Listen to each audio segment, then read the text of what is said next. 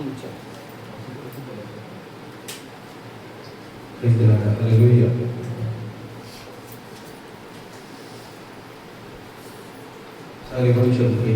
స్తోత్రం చెల్లిద్దాం. హల్లెలూయా.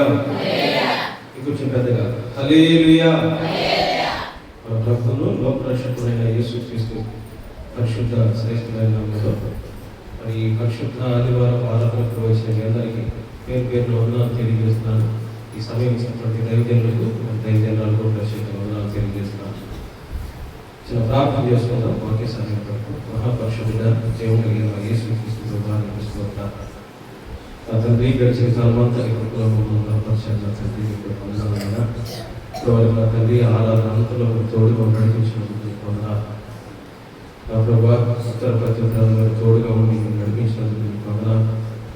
నా తండ్రి ప్రాముఖ్యమైనటువంటి సమయం నా ప్రభావ మేము తీసుకొచ్చినందుకు వందనాలు. అయినా నిలబడిన నేను నా తండ్రి అనుకున్న నాయకుడు దేనికి పనికిరం నా తండ్రి నా మాటలు కాదు నా ప్రభా ఈ ఆత్మదారుల తండ్రి మీరు మాట్లాడి మహిమపడదాం. యేసు పరిశుద్ధ నామములో గురించి ప్రార్థిస్తున్నాను తండ్రి. ఆమేన్. సారీ లేఖనంలో మాట్లాడుతున్నాం చదువుకున్నాం. నహూము గ్రంథం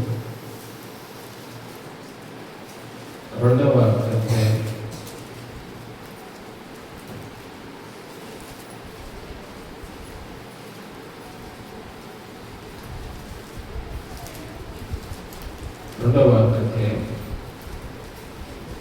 8వ వాక్యం చదువుతాం. కట్టబడినప్పటి నుండి నినివే పట్టణము నీటి కొలను వలె ఉండెను. దాని జనులు పారిపోవుచున్నారు. నిలువుడి అని పిలిచినను తిరిగి చూచువాడు ఒకడును లేడు. దేవుని బిడ్డలారా, ఇది నహూము గ్రంథంలో 2వ అధ్యాయం 8వ వాక్యంలో రాయబడినటువంటి మాట ఏంటంట, కట్టబడినప్పటి నుంచట నినివే పట్టణం ఎట్టగుంది, నీటి కొలంలాగా ఉందంట. చూడడానికి సర్వ సమృద్ధి, మంచి బిల్డింగ్స్, మంచి సౌకర్యాలు, విలాసవంతమైనటువంటి పట్టణం ఒకటి ఉంది అంటే నినివే పట్టణం. ఈ నినివే పట్టణానికి క్రీస్తుకు పూర్వం 700 సంవత్సరాల క్రితమే ఒక పెద్ద చరిత్ర ఉంది. ఒక మంచి పట్టణంగా పిలువబడింది. ఇది అషూరు రాజులు పరిపాలించిన తర్వాత కాలంలో ఇది రాజధానిగా పిలువబడినటువంటి పట్టణం నినివే పట్టణం. నినివే పట్టణ సంగతులు కనుక మనం చూసుకుంటే ప్రస్తుత పరిస్థితుల్లో ఇరాక్ దేశంలో మసూల్ అనేటువంటి సిటీ ఉంది. దానికి దగ్గరలోనే టైగ్రిస్ అనేటువంటి ఒక రివర్ ఉంది. ఆ రివర్ ఒడ్డున ఉన్నటువంటి ప్రాంతం మొత్తం కూడా నినివే పట్టణం. ఈ నినివే పట్టణం గురించి రాయబడింది 3 దినాలంతా ప్రయాణం కలిగిన పట్టణం అయితే రాయబడింది. నినివే పట్టణం చూడటానికి ఎట్లా ఉందంటే ఒక నీటి కొలంలాగా, తొట్టి నిండా నీళ్లు ఉన్నాయనుకోండి, ఒక గాబు నిండా తొనకుండా ఏది లేకుండా ప్రశాంతంగా ఎలా ఉంటుందో నినివే పట్టణం కనుక చూస్తే అలాంటి పట్టణం ఇంకొకటి లేదు. దానికి హిజ్కియా రాజు కూడా పన్ను పంపించి ఆ పట్టణం అభివృద్ధి చెందడానికి హిజ్కియా రాజు కూడా సహకరించినట్లుగా చరిత్ర గ్రంథంలో మనకు కనబడతా ఉంది. దేవుని బిడ్డలారా, నినివే పట్టణం ఒకటి ఎట్లా ఉంది అని అంటే చాలా చూడటానికి సుందరంగా, పట్టణం చాలా బ్రహ్మాండంగా ఉన్నట్టుగా దేవుని యొక్క లేఖనంలో మనకు కనబడతా ఉంది. నినివే పట్టణం దేనికి సాదృశ్యం ఉందంటే మానవ జీవితానికి సాదృశ్యం ఉంది. ఒకసారి చూద్దాం. నినివే పట్టణం దేనికి సాదృశ్యం ఉందంటే మానవ జీవితానికి సాదృశ్యం ఉంది. దేవుని బిడ్డలారా, ఈ నహూము అనేటువంటి ప్రవక్త, యోనా అనేటువంటి ప్రవక్తలు ఇద్దరు కూడా సమకాలికులే. దేవుని మాటలు కొంచెం శ్రద్ధగా 10 నిమిషాలు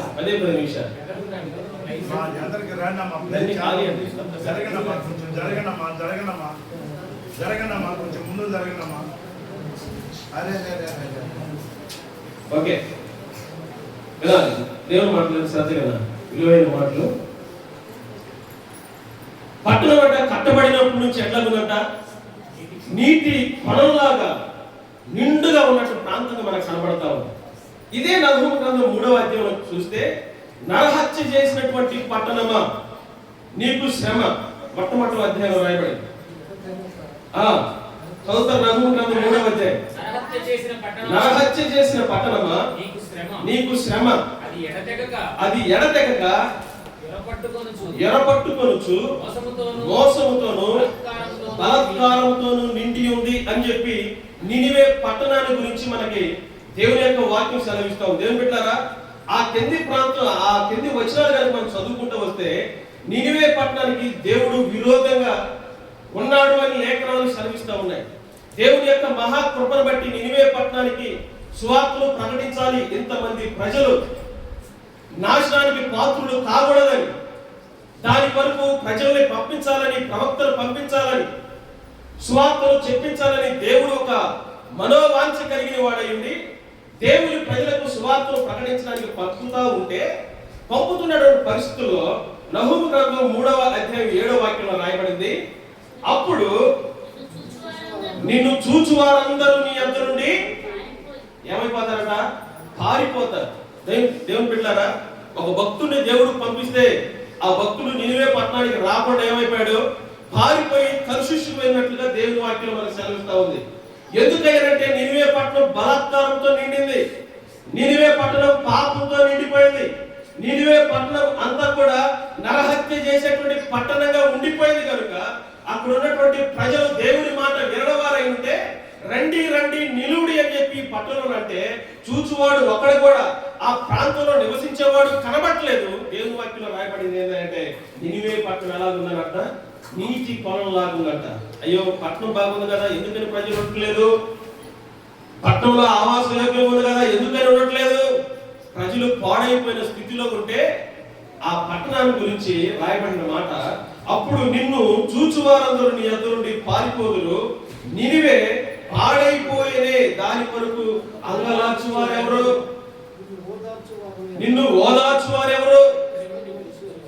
దేవుని బిడ్డలారా, ఆ పట్టణాన్ని గురించి అంగలార్చింది ఎవరంటే మన ప్రభు అయిన యేసుక్రీస్తు. దేవునికి స్తోత్రం చేద్దాం. హల్లెలూయా. నినివే పట్టణానికి యోనాను పంపిస్తే, దేవుని బిడ్డలారా, ఒక విషయం గుర్తుంచుకోండి, ప్రతి మనిషిలో కూడా ఏదో ఒకటి నేర్చుకోవడం గుణం ఉంటుంది. అది చెడ్డదైన మంచిదైన మనం నేర్చుకోవచ్చు. ప్రతి మనిషిలో ఏదో ఒకటి నేర్చుకోదగింది ఉంటుంది. మనం నేర్చుకోవాలే కానీ త్రాగుబోతుడి దగ్గర నుంచి మనం నేర్చుకోవచ్చు. మనం నేర్చుకోవాలే కానీ ఒక మంచి గుణాలు కలిగిన వాడి దగ్గర నుండి కూడా మనం నేర్చుకోవచ్చు.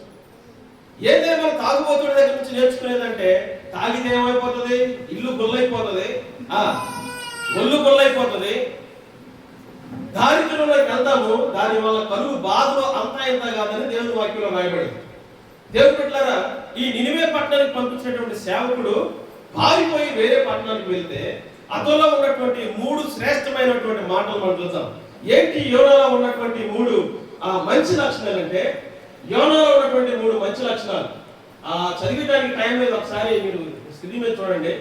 యోనాలో దాగి ఉన్న మంచి లక్షణాలు ఏంటంటే, నెంబర్ 1, భయభక్తులు కలిగి దేవుని యందు భయభక్తులు గలవాడని యోనా గ్రంథం 1వ అధ్యాయం 9వ వాక్యంలో రాయబడింది. చదువుతారు ఆ మాట ఒకసారి.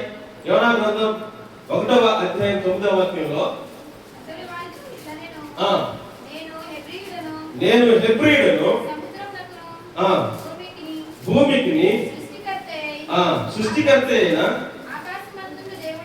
ఆకాశమందున్న దేవుడైన యెహోవా యందు నేను భయభక్తులు గలవాడినై ఉన్నాను. ఏంటంట, దేవుడు అంటే భయభక్తులు కలిగిన వాడు ఈ యోనా. రెండవది కనుక మనం చూస్తే అతని గురించి రాయబడినటువంటిది, రెండవది కనుక మనం చూస్తే తప్పును ఒప్పుకునేటువంటి వాడు, తప్పునేవాడు కాదు. ఏదైనా పొరపాటున తప్పు చేస్తే, అయ్యా ఇది నేను చేసేయాలని ఒప్పుకునేటువంటి అనుభవం ఉన్నాడు. అది 1:12 ఉంది. మూడవది కనుక మనం చూస్తే, ఏ స్థితిలోనైనా ప్రార్థన చేయగలరు. అది బాధ అయినా, శ్రమ అయినా, ఆనందమైన, కష్టమైన, నష్టమైన, ఆపదైనా ప్రార్థన చేసే అనుభవం ఉన్నాడు. ఎవరు? భక్తుడైనటువంటి యోనా. ఇలాంటి యోనానే ఆ పట్టణానికి వెళ్ళమంటే ఆ పట్టణానికి వెళ్ళకుండా పారిపోయిన వాడుగా చూస్తా ఉన్నాం. ఎందుకు?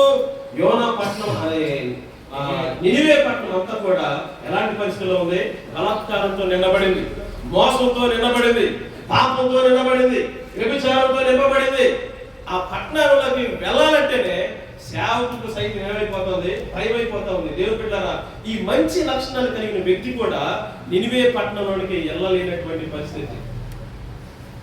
₹1కి 2 బొమ్మ బరుసు ఎట్లా ఉన్నాయో యోనా జీవితంలో కూడా మంచి లక్షణాలు మనం చూసాం. యోనాలో ఉన్నటువంటి చెడ్డ లక్షణాలు నీవైనా నేనైనా మనందరిలో చెడును కల్పించేది, దేవునికి దూరం చేసేది, దేవుని సన్నిధికి రాకుండా చేసేటువంటి గుణాలు లక్షణాలు కొంతమందికి ఉంటాయి. వాటిని మనం తెలుసుకోగలిగితే దేవుని సన్నిధిలో మనం ఎన్నడూ కూడా విడిచిపెట్టాం. దేవుని బిడ్డలారా, యోనాలో ఉన్నటువంటి చెడ్డ లక్షణాలు మనం చూస్తే చెడ్డ లక్షణాలు ఏంటంటే మొట్టమొదటిది దేవుని సన్నిధి నుండి పారిపోయే అనుభవంలో ఉంటాడు.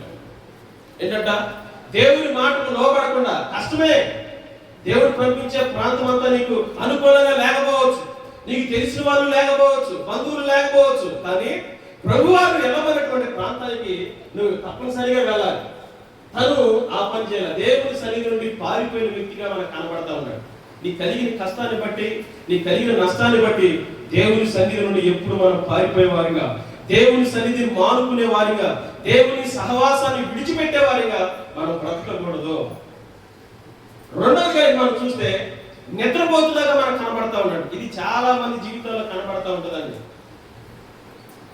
మన జీవితంలో రోజుకు ఉండేది ఎన్ని గంటలు? 24 గంటలు. 4 భాగాలు చేస్తే 8 గంటలు నిద్ర. 8 గంటలు మన అవసరాలకు, ప్రత్యేక అవసరాలకు వాడుకుంటాం. 8 గంటలు పని దినాలు. ఇట్లా 4 భాగాలు పోతే 8 గంటలే మనం నిద్రపోవాలి. చాలా మంది గంటల తరబడి నిద్రపోతారు, ఏ తోచకపోయినా నిద్రపోతారు, ఖాళీగా ఉంటే నిద్రపోతారు. సామెతల గ్రంథంలో రాయబడింది నిద్రపోయే పరిస్థితి ఒకసారి చూస్తారా?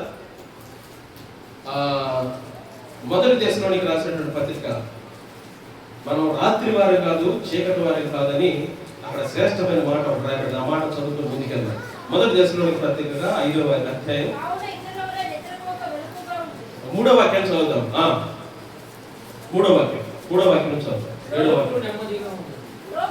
లోకులు చూడమ్మా, లోకులట నెమ్మదిగా ఉన్నది, భయమేమీ లేదని చెప్పుకొచ్చుండగా గర్భిణీ స్త్రీ కంట ప్రసవ వేదన వచ్చినట్టుగా వారికి అకస్మాత్తుగా నాశనము తటస్థించును కనుక వారెంత మాత్రము తప్పించుకోలేరు. సహోదరులారా, ఆ దినము దొంగ వలె మీ మీదకి వచ్చుటకు మీరు చీకటిలో ఉన్నవారు కాదు, మీరందరూ వెలుగు సంబంధులు, పగటి సంబంధులై ఉన్నారు.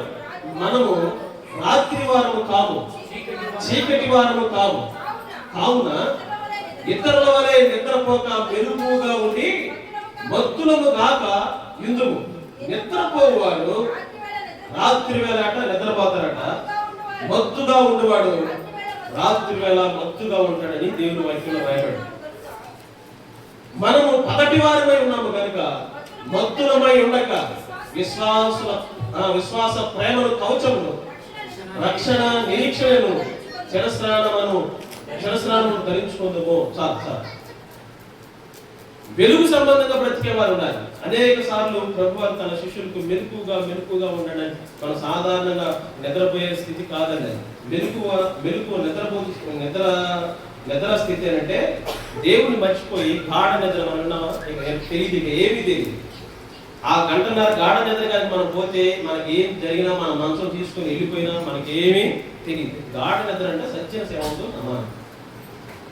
8 గంటలు 6 గంటలు నిద్రపోతే మన మనసులో అటు ఇటు కొంచెంసేపు తిరిగినా గాఢ నిద్ర అనేది ఉంటుంటది. ఆ నిద్ర టైంలో ఏం జరిగినా మనకు తెలియదు. ఈ చలికి పడుకున్న వాడు 3-4 గంటలు అసలు ఏం తెలియదు. 10కి పడుకున్నాం, ఈ రోజు రాత్రి 10:30 పడుకుంటే 2ంటికి కట్టి లేసాం. 2ంటికి మధ్యలో మెరుగు కూడా ఏం రాను కూడా. అంటే నిద్ర అవస్థ అంటే ఏంటంటే దేవుడు అంటే భయం లేని స్థితి, దేవుడు అంటే ఎరగని స్థితి, దేవుడిని తెలియనట్టుగా ఆయన మర్చిపోయే స్థితి, జ్ఞప్తికి తెచ్చుకునే స్థితి అని అంటారు. అందుకని ప్రభువారు అన్నారు మెలుగు కలిగి ఉండమంటాడు. దేవుడు పెట్టారా? 3వ మనం చూస్తే యోనాలో ఉన్నటువంటి చెడ్డ లక్షణం ఏంటంటే కీడు సంభవించడానికి కారకుడయ్యాడు. ఏం సంభవించడానికి కారకుడయ్యాడు? కీడును సంభవించడానికి కారకుడయ్యాడు. మన క్రియల ద్వారా కానీ, మన ప్రవర్తన ద్వారా కానీ, మన పద్ధతి ద్వారా కానీ కీడు సంభవించడానికి మనం ఎన్నడూ కూడా కారకులు కాకూడదు. మన కుటుంబంలో కీడు రావడానికి ఒక్కొక్కసారి మన ప్రవర్తన, మన మాటలు, మనం చేసేటువంటి పద్ధతి, తీరు తెనులే మనకి ఏమవుతాయి? కీడును కల్పిస్తాయి. దేవుని బిడ్డలారా, ఒక రోజు దావీదు, భక్తులైనటువంటి దావీదు ఉన్న పరిస్థితిని బట్టి ఆహారం కొరకు నాబాలు అనేటువంటి రాజు దగ్గరికి పంపించినప్పుడు దావీదు ఎవడంటున్నాడు? ఒకనొక దినాల్లో వాళ్ళకి ఆపద వస్తే వాళ్ళు గొర్రెలు కాచి వారికి ఆహారం పెట్టి చేరదీసిన వాడు దావీదు. ఒకనొక దినాన దావీదే అవాసాన దినములో ఉండి వారి కొరకు ఆహారాన్ని తెచ్చుకోవడానికి ఆ నాబాలు దగ్గరికి వెళ్తే నాబాలు అంటున్న మాట ఏంటంటే, దావీదు ఎవడన్నాడు? మొదటి సమూయేలు గ్రంథం 25వ వాక్యంలో రాయబడిన మాటలు. నాబాలు గురించి రాయబడింది మొరటివాడు, మోటివాడు. తనకు అందమైనటువంటి భార్య ఉంది అబీగయలు.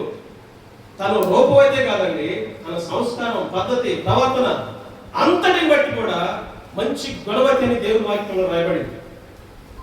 దేవుని బిడ్డలారా, మనం నేర్చుకోవాల్సింది ఒకటే, మనం చేసేటువంటి పనులు బట్టి, మనం చేసేటువంటి క్రియలు బట్టి మన కుటుంబానికి కీడు రాకుండా బ్రతకాలి.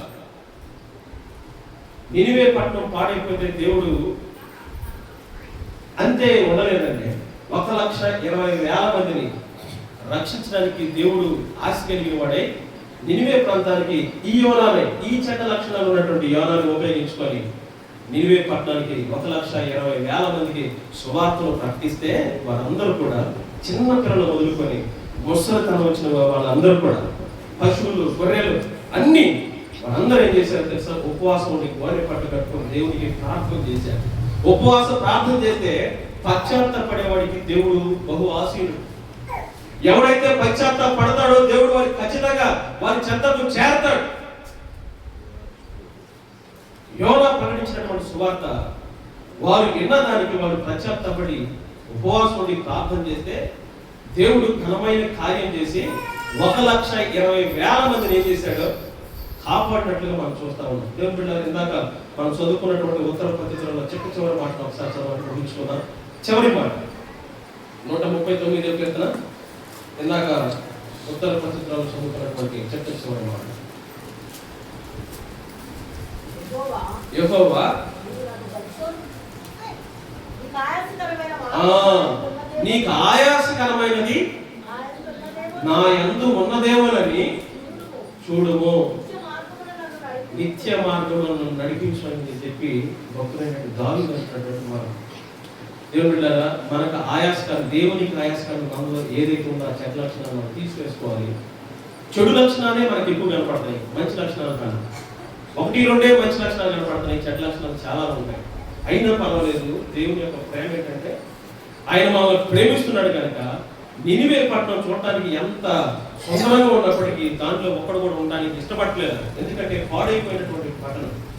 దేవుని బిడ్డలారా, పాడైపోయిన జీవితంలో దేవుడు సహవాసం చేయడు, నివాసం చేయడు. నివాసం చేయాలంటే ఎప్పుడు కూడా పరిమళ సువాసన కలిగినటువంటి గృహంగా, వ్యక్తులుగా మనం బ్రతికినప్పుడే దేవుడు మనకు చెంత ఉంటాడని మీ అందరూ కూడా తెలియజేస్తూ ఆ మాటలు నేను ముగిస్తున్నాను. ఈ మాటలు మన ఆత్మీయ మేలింతమై దేవుడు దీవించును గాక. ఆమేన్. పురుషులు ఒకరు, స్త్రీలు ఒకరు ప్రార్థన చేయండి త్వరగా.